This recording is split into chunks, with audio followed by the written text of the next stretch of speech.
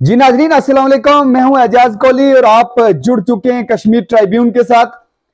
National conference के senior रहनुमा जावेद राना को कौन नहीं जानता।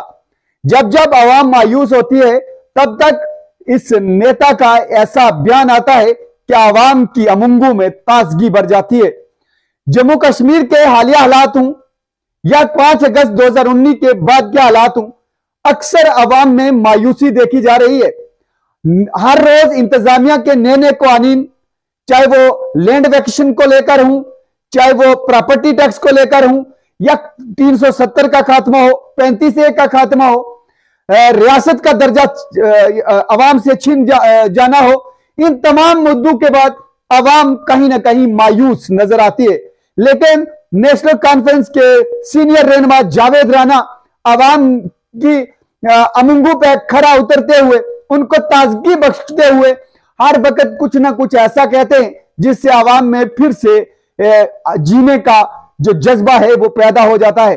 गुज़श्ता रोज पार्टी ऑफिस मेंटर के अंदर एक प्रोग्राम होता है, उसमें नेशनल कॉन्फ्रेंस के सीनियर रहनुमा ने एक बार फिर मरकजी हुकूमत को ललकारते हुए यह कहा कि जब तक 5 अगस्त 2019 के कबल जो भी कानून इस जम्मू कश्मीर के अंदर नाफिज थे वो नहीं माने जाएंगे, उन पर वापस हुकूमत है जो वो नहीं आएगी, तब तक यहां पे किसी भी कानून को नहीं माना जाएगा।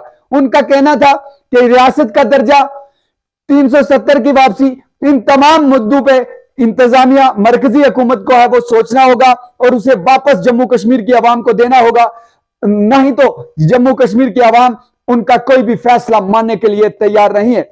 वहीं उन्होंने डीडीसी, बीडीसी व जितने भी लोकल बॉडी हैं उन पर तंजिया अंदाज में ये तंजिया अंदाज में है जो निशाना साधते हुए ये कहा कि वो सरकार के एजेंट के तौर पर काम कर रही हैं, वो आवाम के काम नहीं कर रही हैं। उन्होंने एक मुर्गे की मिसाल देते हुए ये कहा, हम आपको तफसील से सुनाएंगे कि वो उस मुर्गे की मिसाल क्यों देखते हैं और क्या वाकया ही वो मिसाल है जो डीडीसी, बीडीसी या जितने भी लोकल बॉडीज हैं उन पर सटीक बैठती है। आइए देखते हैं कि इस हवाले से नेशनल कॉन्फ्रेंस के सीनियर रहनुमा जावेद राना क्या कहते हैं। सेना ने कहा नहीं जनाब, 370 भी टूट गया, 35A भी टूट गया, भारत देश महान जो है पहली बार जम्मू कश्मीर में हिंदुस्तान को झंडो चढ़े हुए जो 1947 में हमने फैसला किया तो उन्होंने 70 साल बाद जो है झंडो उन्होंने दिसो, दिल्ली की निशानी है ना, ये इखलाकी गिरावट है ना। ये तो साहब ने कौन सा ऐलान किया कि मैंने यहाँ बॉर्डर बटालियन की भर्ती शुरू करनी है और लोगों को रिक्रूट करना है, नौजवानों को। 10 दिन तो बाद वह कैंसिल हो गई कैंसिल, रिजेक्ट हो गई, सारी रद्द कर दी थी। या सॉरी बुजदिली की खत्म होगी, खजाना सारा जो है वो मोदी साहब ने अडानी ने दे दितो है। और ईद तमना पता होगा कि एक छोटो आदमी, एक छोटो जिम्मेदार आदमी नवीनतम 10,000 को कर्जो बेच नहीं देतो, पूरा जम्मू कश्मीर को जितना पैसा था वो अडानी ने दे दितो है। ने इल्जाम आयद किया कि ये फॉर्म भरने के नाम पे है जो करप्शन इकट्ठी की जा रही है। सुनते हैं क्या कहते हैं। सिर्फ एक आमदनी को जराए बढ़ाया हुआ है। फार्म भरे ना तुम, बच्चा फार्म भरे, एक पोस्ट में 10 पोस्ट में 10 लाख बच्चों फार्म भरा है और उस 10 लाख की फीस कितनी सभी सरकार का की जेब मज है। मुफ्त में फार्म नहीं भरता। अब तुम देखेंगे कितनी नकल बने, हर नकल के नाल पैसा लगे, गवर्नमेंट का खजाना में लोग पैसा जमा करावे, डॉक्यूमेंट्स बने, सर्टिफिकेट्स बने और फिर जिन्हें फार्म भरे उसमें भी कीमती ले पैसों की गज है। करोड़ों रुपया हुकूम के जड़ी 3 साल में इन्होंने एडवर्टाइजमेंट की, रिक्रूटमेंट वास्ते की, अगर वही पैसे वापस कर गए डेवलपमेंट की जगह खींचता है पीर पंजाब में रोड कम्युनिकेशन PHC की कोई प्रॉब्लम नहीं रहती। जावेद राना ने साफ तौर पर इंतजामिया को निशाना बनाते हुए यह कहा कि करप्शन पे पूरी तरीके से लगाम लगाने में नाकाम हो चुके हैं और सिर्फ करप्शन ही करप्शन है। कोई कंट्रोल नहीं है, अगर आपका एडमिनिस्ट्रेशन पे कोई कंट्रोल नहीं है, आप पे होते हुए यहाँ करप्शन हो रही है, बगलिंग हो रही है, तो आपको कोई इजाजत नहीं कि आप सरकार में रहें। अगर आप करप्शन पे कंट्रोल नहीं कर सकते, अगर इंतजामिया को सही ढंग से नहीं चला सकते, तो आपको हुकूमत में रहने का कोई हक नहीं है। इन तमाम बातों का इज़हार नेशनल कॉन्फ्रेंस के सीनियर रहनुमा जावेद राना ने पार्टी ऑफिस मेंढर के अंदर एक वर्किंग मीटिंग के दौरान किया। उन्होंने कड़े अल्फाज में मजम्मत की। कहा कि अगर आप इनको जमीन पे नहीं टिकने देते तो आप इनको दरियाबुर्द कीजिए। ऊपर आसमान है, नीचे आप पांव नहीं टिकने दे रहे हैं इनका, तो इनको आप दरियाबुर्द कीजिए। फिर देखिए डिवाइड एंड रूल की पॉलिसी। इन्होंने इस मुल्क को हिंदू मुसलमान के नाम पे, जात पात के नाम पे, किस किस नाम पे तकसीम नहीं किया। ये तकसीम लोगों की पार्टी है।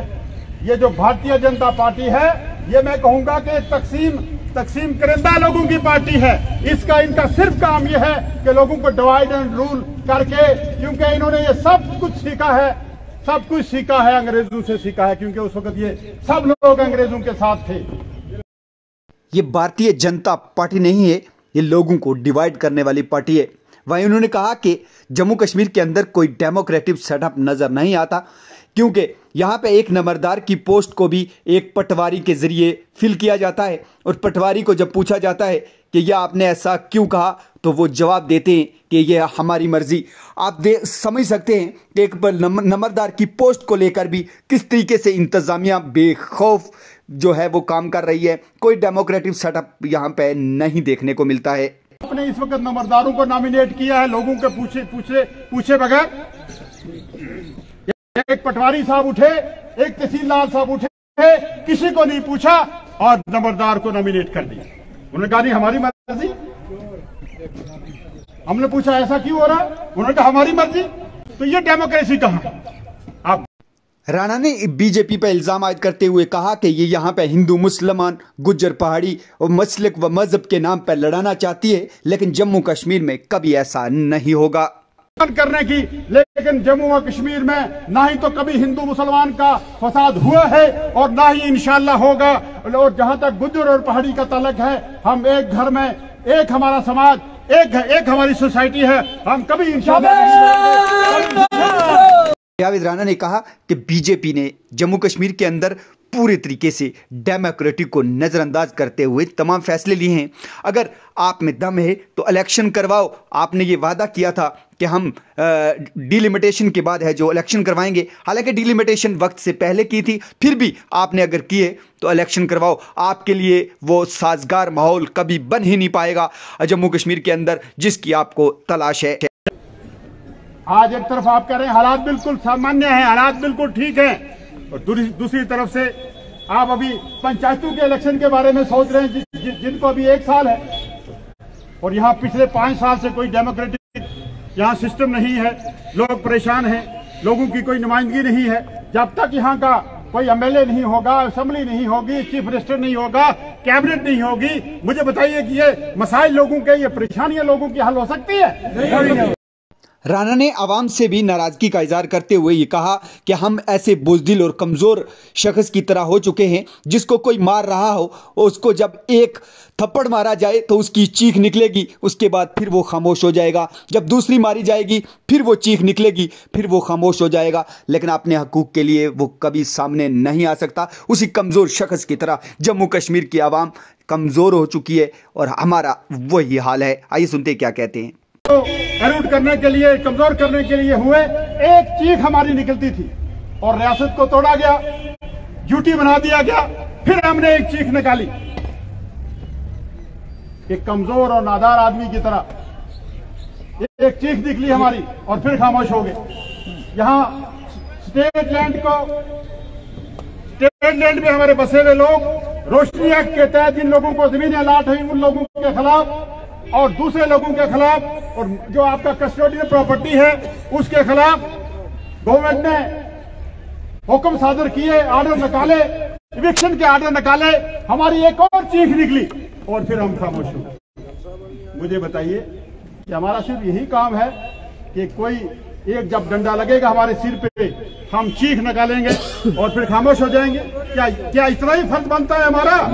राणा ने कहा कि जो लोग सिस्टम में हैं वो खामोश तमाशाई बने हैं, वो अपने घरों में आराम से बैठे हैं और आवाम जो है गुना परेशान है, उनका कोई पुरसान हाल नहीं। जावेद राणा ने ये कहा कि अगर आवाम जो है उनको जवाब देगी, पहली गोली है जो जावेद राणा अपने सीने पे खाने के लिए तैयार है, लेकिन आवाम को ऐसे कभी नहीं छोड़ेगा। आइए सुनते हैं कि इस हवाले से जावेद राणा क्या कह रहे हैं। अल्लाह को हाजिर नाज़िर रख के तैयार है, जावेद राणा अल्लाह को हाजिर नाज़िर रख के ये ऐलान करता है कि इंशाअल्लाह ताला सबसे पहले गोली खाने के लिए जावेद राणा निकलेगा। और मैं ये भी कहूँगा इंशाअल्लाह कि जो रेजोल्यूशन यहाँ पास किए हैं, एनसी पार्टी ऑफिस मेडर के अंदर एक रेजोल्यूशन पास किया गया जिसमें कहा गया कि 370 की बहाली, जम्मू कश्मीर को रियासत का दर्जा बहाली तक नेशनल कॉन्फ्रेंस जदोजहद करती रहेगी। उस रेजोल्यूशन के बारे में जावेद राणा तमाम आवाम से तायद करवाते हुए की हमायत में है। तो मैं भी सरकार को ये चेतावनी भी दूंगा, गुजारिश भी करूंगा कि जब तक इस रेजोल्यूशन पे आप अमल ना करें, कोई भी हुक्म जो है हम पे सादर ना किया जाए, हम उस हुक्म को नहीं मानेंगे। ऐसी हुकूमत को जम्मू कश्मीर के अंदर डेमोक्रेटिक सेटअप के लिए इलेक्शन करवाना चाहिए, चाहे उसमें बीजेपी की गवर्नमेंट ही क्यों न बने, हम उसे भी कबूल करेंगे। आप यहाँ इलेक्शन करवाइए, आप स्टेट का दर्जा वापस दीजिए, आप 370 को बहाल करवाइए, इलेक्शन करवाइए, चाहे आपकी हुकूमत बने, हम उसको भी वेलकम करेंगे। सरकार को चेतावनी देते हुए राणा ने कहा कि ये जम्मू कश्मीर की आवाम की आखिरी चीख है, अब चीखेंगे नहीं, गर्बान से पकड़ेंगे अगर उनके हकूक पे डाका डाला। ये हमारी चीख आखिरी चीख है, इसके बाद हम चीखेंगे नहीं बल्कि गिरीबान पकड़ेंगे और कफन से बांधेंगे। मौजूदा डीडीसी, बीडीसी व जितने भी लोकल्स बॉडी के लीडर हैं, उनके हवाले से जावेद राणा ने एक चुटकुला सुनाते हुए क्या कहा, आइए सुनते हैं। मुकद्दम ने कुकड़ी बड़ी पाली थी, बड़ा प्यार ना कुकड़ मुश्ताक साहब में गया, कुकड़ बड़ा देखे हैं, बड़ा लाल प्यार ना कुकड़ पाले, वो ठंड ठंड में मुश्ताक साहब ने कुकड़ खान गुरु आ गया कि आज कुकड़ पर छुरी चलनी चाहिए।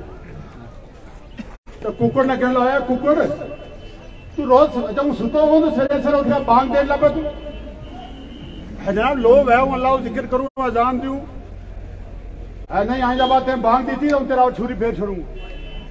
तो कुकड़ डर गया जम्मू कश्मीर के लोगों की तरह कि छुरी फिर आई। दुआ दिन कुकड़ ने भांग नहीं दी थी, लेकिन उस टाइम उठे तो सही, आदत थी वह उठे, फिर हले जुले फड़फड़ायो। तो मुश्ताक साहब देखे तो रहा इसी भी जो क्या कुकड़ आज ते भांग नहीं दी थी, लेकिन फड़फड़ाए आज खम शम छंडिया उतनी हूं तक जब फड़फड़ाए ना तेरा छुरी फेरूंगा।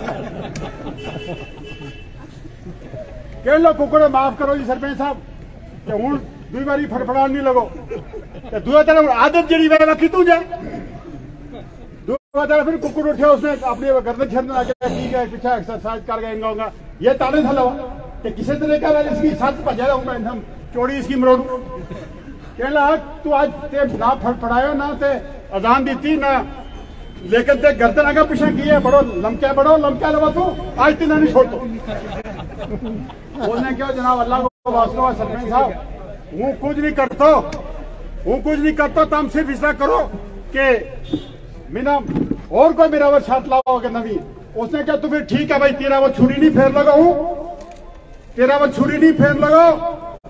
तू ते कल तू अंडो देना अंडो दे अंडो। ये मेरे लोग जो चुन के गए ना इस वक्त, कोई डीडीसी कोई बीडीसी अंडो ना तारा तमने दी तो मेरे ने जावेद राणा।